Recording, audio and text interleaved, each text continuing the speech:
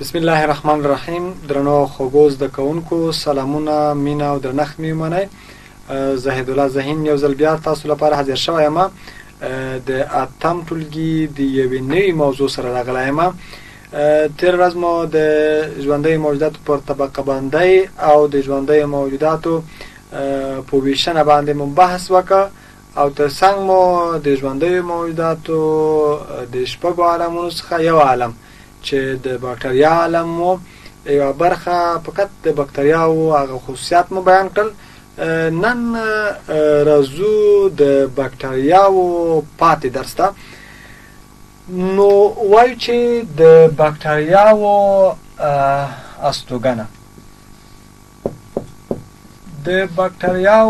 استوګنه چیرته ده؟ باکتریاو استوګنه باکتریاوې په هوا کې ژوند لري، باکتریاوې په خاورو کې ژوند لري، باکتریاوې په اوبو کې ژوند لري او باکتریاوې دي چې ان د ژوندیو موجوداتو د بدن په داخل کې هم ژوند ته ادامه ورکولی شي. یعنی په هر ډول محیط کې باکتریا کولی شي چې خپل ژوند ته ادامه ورکړي. باکتریاوې په کومو شکلونو سره پیدا کېږي؟ د باکتریاوو شکلونه مونږ تېره ورځ ویلي وو چې باکتریاوې یو حجروي ژوندي موجودات دي، په عادي سترګو باندې د لیدلو وړ نه دي. نو دا چې د باکتریاوو شکلونه د مایکروسکوپ په واسطه باندې لیدل شوی دی او په نړیواله سطح باندې شهرت لري. څلور شکلونه موږ ته ښودل شوي دي. یعنی یو داسې شکل دی چې باکتریاوې هغه له څه څخه جوړې شوي دي. څه ډول شکل لري وبښئ؟ باکتریاوې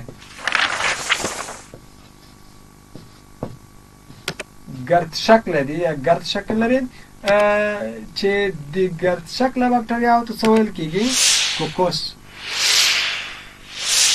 کوکوس باکتریاوې هم ورته ویلی شي. کوکوس باکتریا یعنی ګرد شکله باکتریا. ټولې هر هغه باکتریاوې چې ګرد او دایروي شکل ولري دا به د کوکوس باکتریاو په نامه سره. دویم ډول میلایي شکله باکتریاوې. میلایي شکله باکتریاوې میلایي شکله باکتریاوې یا ورته د باسیلوس کلمه استعمالیږي. باسیلوس دا لکه د مارکر شکل چې تاسو وینئ دا په خپله یو میلایي شکله ده، میله شکله ده. نو ټولې هر هغه باکتریاوې چې دا ډول شکل ولري دا ډول باکتریاوو ته به باسیلوس یا میلایي شکله باکتریاوې وایي. دریم شکل سپرینګ شکله باکتریاوې. سپرینګ شکله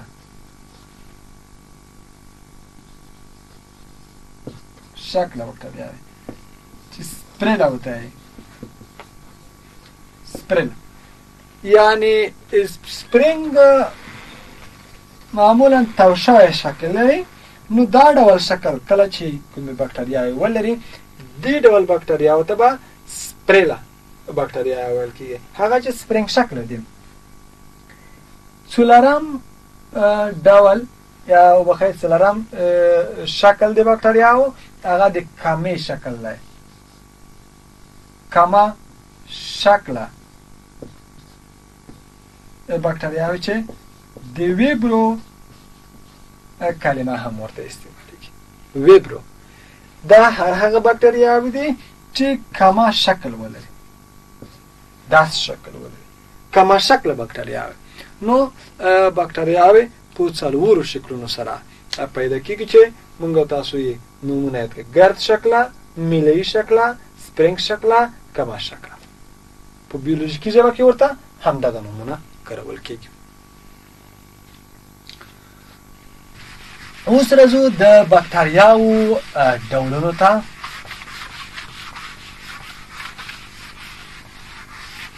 باکتریاوو ډولونه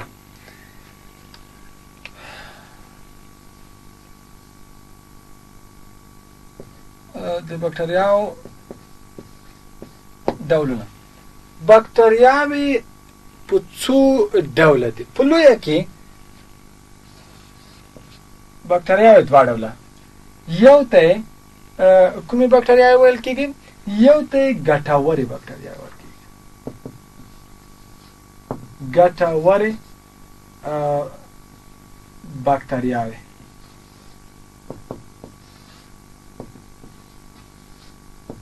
ګټورې بکټریاوې چې دې ته د نان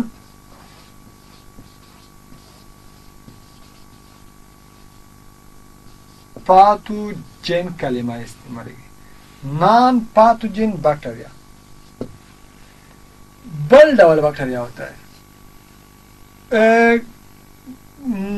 څه ویل کېږي؟ زیانمنې بکټریاوې. زیانمنې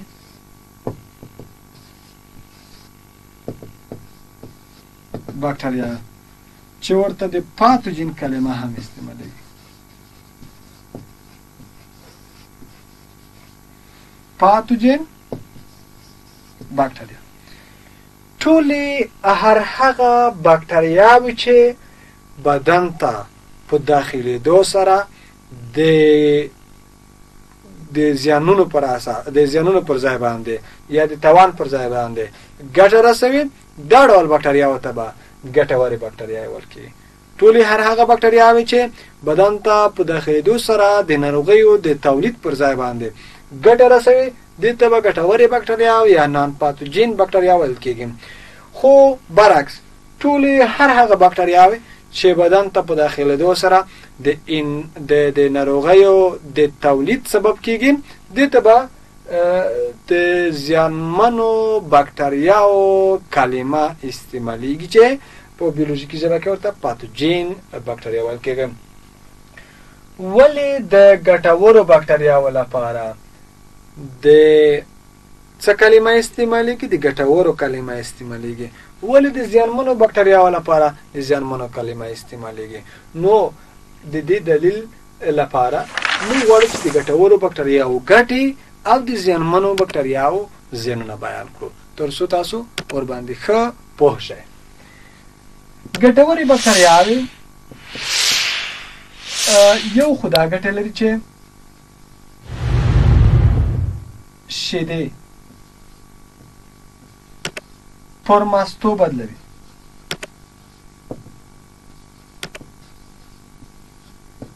شیدې پر څه باندې بدلوي؟ پر ماستو باندې. یعنی هر هغه وخت چې شیدو ته د پیو یو څاڅکی واچول شي، همدغې ته کیمیاوي تعامل ورکوي.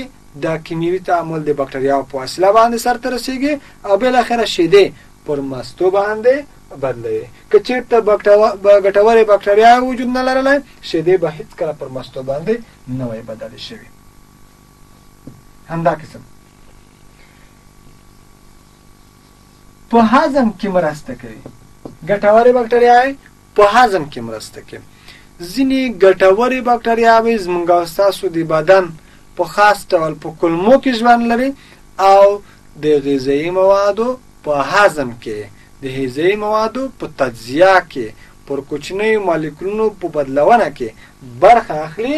نو ځکه موږ وایو چې ګټورې بکټریاوې په هضم کې ونډه لري. درمل جوړونه کې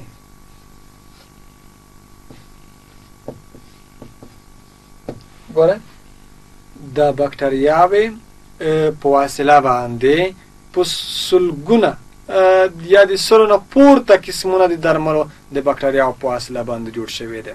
دا څه ډول جوړیږي؟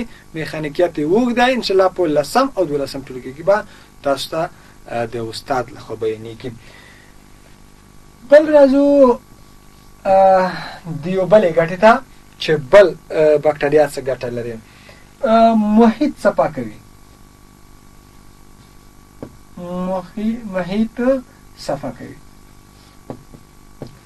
محیط ته ښکلا ورکوي یا صفا کوي. هغه مړه جسدونه چې زموږ او ستاسو په محیط کې پراته دي او زموږ او ستاسو د محیط د خرابوالي سبب کېږي، د دغې بکټریاو په وسیله باندې چې ګټورې بکټریاوې دي هغه له منځه وړل کېږي او محیط څپه کېږي. همدا قسم سره باکټریاوې دي چې مړه جسدونه تجزیه کوي. ګورئ باکټریاوې مړه جسدونه تجزیه کوي. کله چې د مړو جسدونو تجزیه ترسره شي نو په حقیقت کې د محیط څپهوالی هم منځته راشي، ځکه دا ژوندي مړه جسدونه بیرته د خاورې یوه برخه ګرځي. خاوره د عضوي او غیر عضوي موادو له پلوه غني کېږي. په نتیجه کې دا هم یوه ګټه ده. ګټورې باکټریاوې د ویټامینونو په جوړولو کې هم ونډه لري. ځینې باکټریاوې زموږ او ستاسو په کولمو کې ژوند لري، له غذایي موادو نه ځینې مهم ویټامینونه جوړوي چې زموږ او ستاسو د بدن د اړتیا ورباندې پوره کېږي او د ضرورت وړ یې ګرځي، وبخئ د ضرورت د رفع کېدو سبب کېږي. همداسې نورې ګټې چې د باکټریاو په وسیله باندې منځته راځي انسانان یا حیوانات لپاره ګټې دي. راځو د زیانمنو باکټریاو زیانونو ته. زیانمن باکټریاو ته ولې د زیانمنو باکټریاو کلمه استعمالیږي؟ ځکه چې زیانونه لري. کوم زیانونه لري؟ راځئ چې ویلي کوم. یو ټي بي یا تبرکلوز.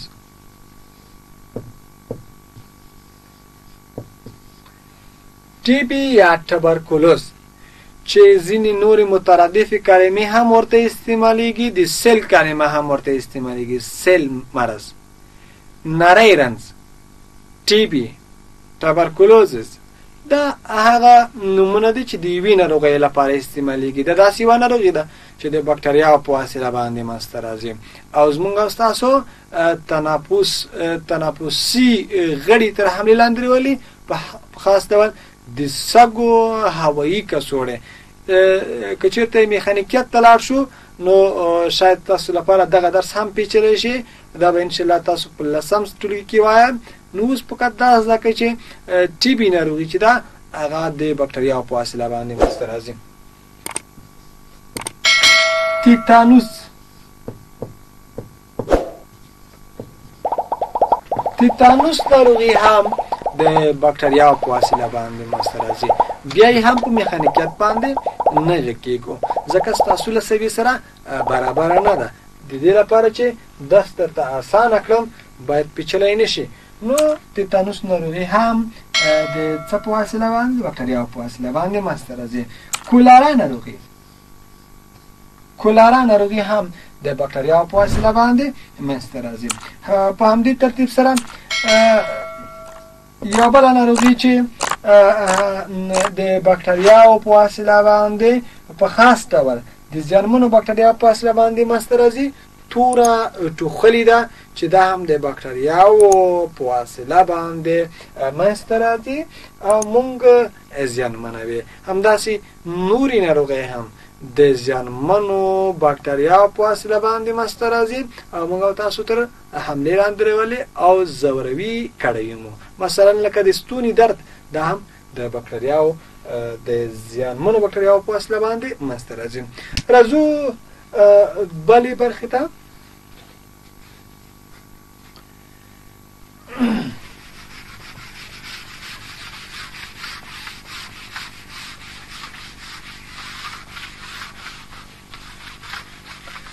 یوه ډله داسې باکټریاوې هم موجود لري چې په داسې محیطونو کې ژوند کوي چې هلته نور ژوندي موجودات ژوند نشي کولی. دا ډله باکټریاوې د آرک باکټریا په نامه سره یادېږي. آرک باکټریا عبارت له هغو باکټریاو څخه دی چې په داسې محیطونو کې ژوند کوي چې هلته نور ژوندي موجودات ژوند نشي کولی. آرک باکټریا په ډیرو سختو شرایطو کې ژوند کوي. مثلا تروې اوبه، تودې اوبه، جبازار ځمکې، په دې کې د آرک باکټریاو ژوند ده. بل مونږ د پروټوسټا عالم لرو. پروټوسټا عالم مخکې د چې د پروټوسټا عالم ته داخل شو د هغوی پر خصوصیاتو او ځانګړنو باندې وغږیږو. لومړی د پروټوسټا عالم د رامنځته کېدو علت څه و؟ څه ډول رامنځته شو؟ په کوم وخت کې اړتیا او ضرورت پېښ شو چې د پروټوسټا عالم رامنځته شي. لیکم د حیواناتو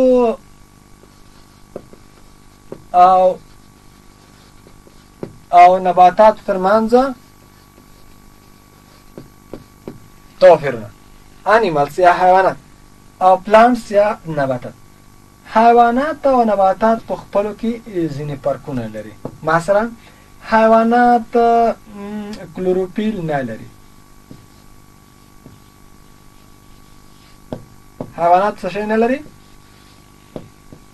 کلوروفیل نه لري. خو نباتات دي چې کلوروفیل لري.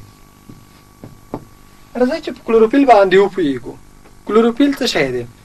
که دا مونږ یوه حجره فرض کړو، خو نباتي حجره یې فرض کړو، دا یې هسته دا یو ارګانیل چې د کلوروپلاست په نامه سره یادېږي. څه په نامه سره؟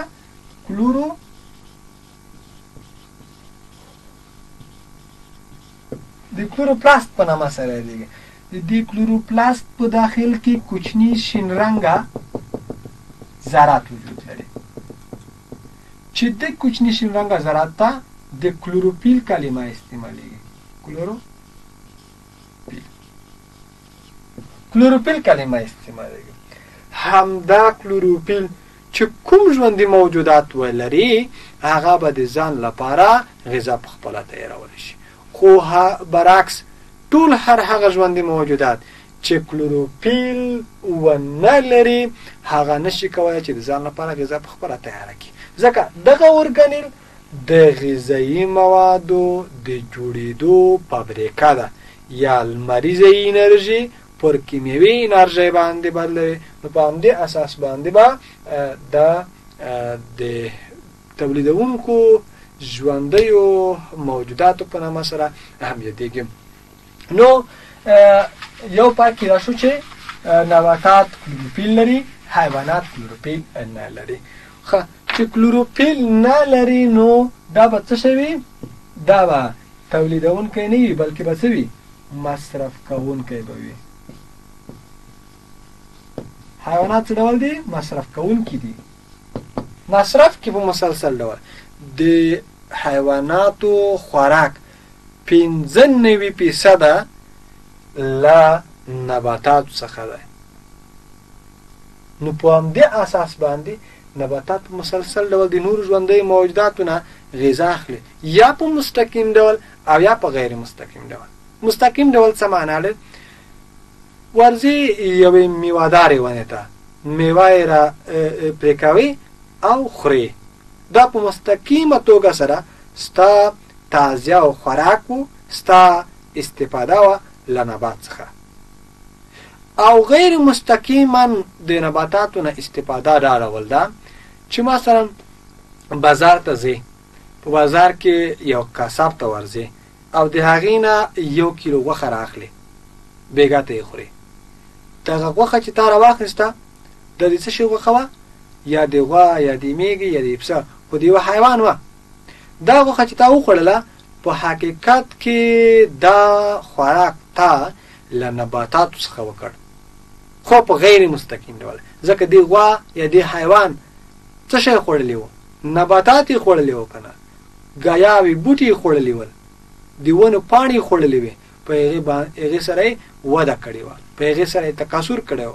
نن تا د حیوان څخه چې استفاده وکړله په حقیقت کې تا له نباتاتو څخه په غیر مستقیم ډول سره خوراک وکړ. نو په همدې اساس باندې مونږ وایو چې نباتات مصرف کوونکي دي. ولې؟ حیوانات چې دي هغه حیوانات مصرف کوونکي دي او نباتات مصرف کوونکي نه دي، بلکې څه شی دي؟ تولیدونکي دي. په دې باندې مونږ پوهیږو. تولیدونکي څه معنا لري؟ هغه چې ځان ته او هغه چې نورو ته د اړتیا وړ غذایي مواد برابروي، انرژي برابروي، دې ته څه ویل کېږي؟ تولیدونکي باندې. راځو بل ته، بل فرق. حیوانات محدوده وده لري خو نباتات چې دي هغه نامحدوده وده لري. نامحدوده وده لري. محدوده وده کومه وده ده؟ ټاکلې وده، معینه وده. مثلا د انسان وده یا قد لوړېدل یو نیم یا له یو نیم نه لږ څه پورته قدونه لري. خو حیوانات دي خو نباتات دي چې هغوی نامحدوده وده لري. 10 شل 30 ان تر 40 پورې غټ ځنګلونه یې جوړ کړي دي. نو په دې اساس باندې ورته وایي چې نباتات نامحدوده وده لري. همدا قسم سره نباتات حیوانات حرکت کولی شي.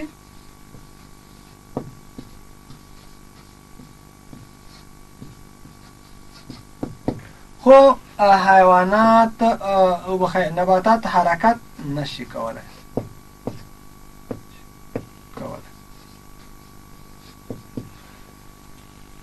حرکت څه ته ویل کېږي؟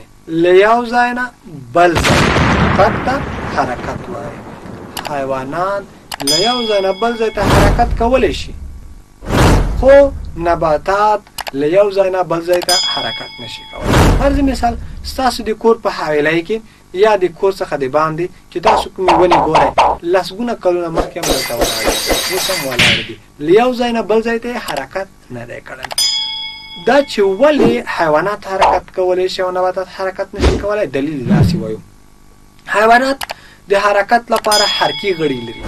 حرکي غړي کوم غړي دي؟ د حرکت ولا غړي، هغه چې پر حرکت کېدلی شي. مثلا پښې لري، وزر لري، سلیا لري، پلجیل لري، یا کاذب او دروغجنې پښې لري چې د دې په وسیله باندې له یو ځای نه بل ځای ته تګ کولی شي. خو نباتات د حرکت لپاره دا غړي نه لري. نه پښې لري، نه وزر لري، نه سلیا لري، نه پلجیل لري او نه کاذب پښې لري چې د یو ځای نه بل ځای ته پرې حرکت وکړي. د وخت په تېرېدو سره ځینې داسې ژوندي موجودات هم کشف شول چې هغوی هم د نباتاتو او حیواناتو خصوصیات درلودل. یعنې په لومړی کې چې کله ژوندي موجودات په 2 ګروپونو باندې ویشل شوي وو چې حیوانات او نباتاتو، خو ځینې داسې ژوندي موجودات کشف شول چې د دواړو خصوصیات لرل، نه په حیواناتو کې راتللی شول او نه په نباتاتو کې. نو د دې لپاره یو ځان ته عالم منځته راوړ چې دې عالم ته د پروټوسټا عالم ویلی. دوستانو نن ورځ درس مو په همدې ځای باندې پای ته رسیږي. انشاءالله چې راتلونکي درس کې به ستاسو لپاره د پروټوسټا په عالم باندې بحث کوم. نن مو فقط د پروټوسټا عالم د منځته راوړلو د منځته راتلو علت باندې خبرې وکړې. تر بیا چې بیا به هم ستاسو په خدمت کې راځم، تر هغې مو الله مل شه. ښه وختونه ولرئ.